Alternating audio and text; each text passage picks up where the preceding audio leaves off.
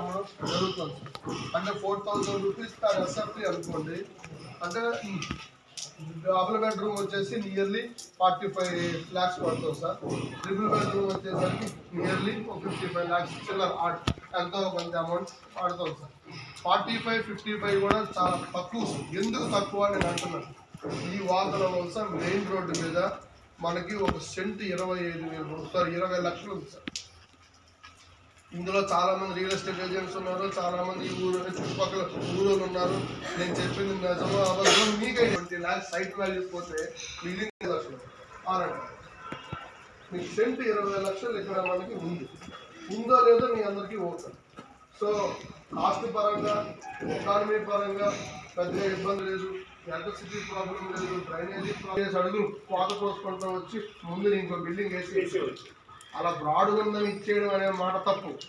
మేము బ్రాడ్ మైండెడ్తో ఆలోచించాం కాబట్టి, కస్టమర్స్కి సౌకర్యాలు ఇద్దామని ఉద్దేశంతో ఆలోచించాం కాబట్టి మా ప్రాఫిట్ షేర్ వ్యాపారస్తులు ఎప్పుడైనా నేను ఓపెన్గా చెప్తున్నాను సార్.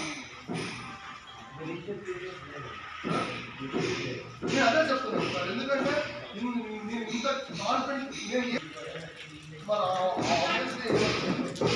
ఓపెన్ ఏరియా కదా, తీసుకోలేదు తగ్గుతుంది.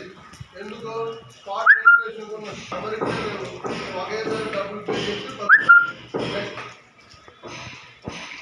ఇంకేమైనా ఉన్నాయా sir? 4,000 rupees sir SFT sir. ఏ అపార్ట్మెంట్ కొన్నా బిల్డర్ అపార్ట్మెంట్ కడతాడు, అమ్మేస్తాడు, వెళ్ళిపోతాడు. ఒక్కడితో వరకు బిల్డర్ రెస్పాన్సిబిలిటీ సార్. ఇది ఎక్కడ కూడా లేదు, కొట్టు మీద కోర్టు.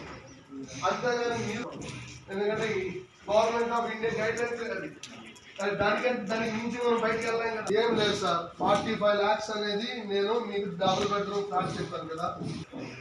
రిజిస్ట్రేషన్ ఛార్జెస్ ఎక్కువ పెంచి మీరు ఆడ ఇబ్బంది గవర్నమెంట్ ఆదాయం కావాలి. 25 lakhs వరకు బ్యాంక్ అనేది లోన్ ప్రొవైడ్ చేస్తుంది. మిగతాది అండర్ కన్స్ట్రక్షన్ లో ఉన్నాం కాబట్టి ఈ ఫ్లోర్ కి రేటు అని మేమేమీ ఫిక్స్ చేయలేదు సార్.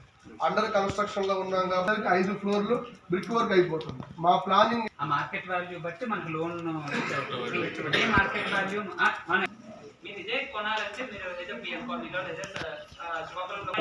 మార్కెట్ వాల్యూ తప్పకుండా మనకున్న అడ్వాంటేజ్ అదే. సో లోన్ ప్రాబ్లం ఉండదు, ఎందుకంటే